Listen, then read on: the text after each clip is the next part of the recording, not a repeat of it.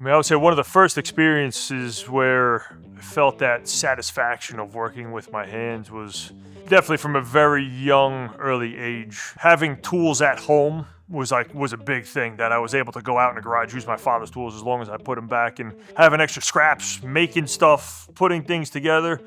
And then later on, as I got a little older, having a phenomenal shop teacher that was incredibly supportive. Working with wood was always very interesting to me. My father on the side had a contracting business. My grandfather on my mother's side, he was a professional tinkerer. But for myself, one of the first things that I remember making was like a little tree house. Leftover scraps of plywood from one of my father's jobs. And then later on, a friend of my father's was a tree guy, and I had this big cherry cookie.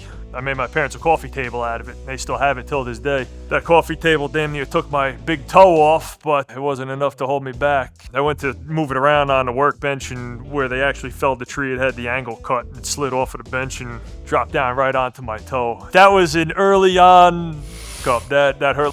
I ended up actually sewing my toe back on and putting it all back together.